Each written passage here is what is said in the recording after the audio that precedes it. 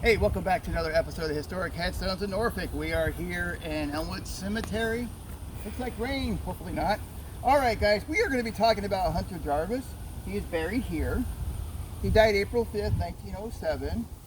He was born November 30th, 1888. This is a very unique stone in the cemetery, the one of a kind. It's a Sears catalog stone. You used to be able to go buy headstones of Sears catalog between 1890 and 1930. It ended at the Great Depression. All right, Hunter Jarvis left Norfolk with George Edwards on a sailing trip to Pine Beach on April 5th. Pine Beach is now where the naval base is. He was never seen or heard from again. Edwards himself disappeared as well. Last heard he was in Baltimore. So what happened to Hunter? Why is his friend just get up and disappear? Hunter was 18 years old, recently passed a civil service examination for clerkship in the local post office, and the authorities were waiting on him to fill the position. A body of a man, roughly 18 years of age, was found floating off Cranny Island in the lower harbor on April 25th, which is near the Mount Elizabeth River near Portsmouth. Police had no idea who he was or what happened to him.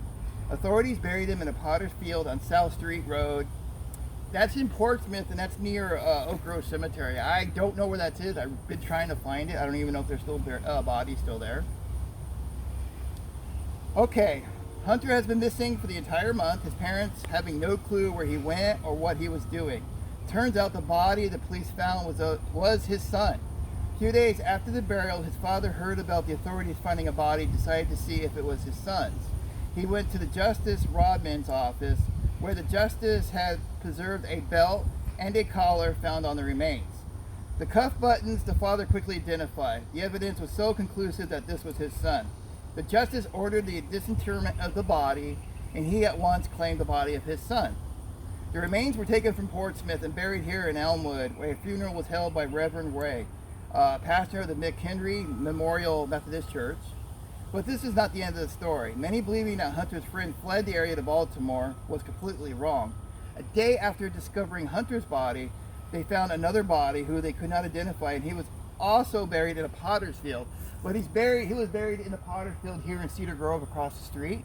If you guys been on my tours and seen my older videos, you'll know where it is. It's over in the southwest section of Cedar Grove.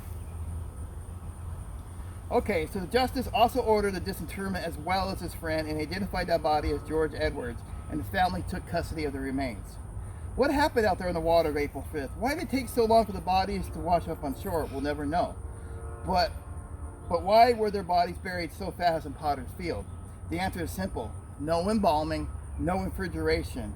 If the body is not identified within 24 hours by law, the body is placed into a Potter's Field.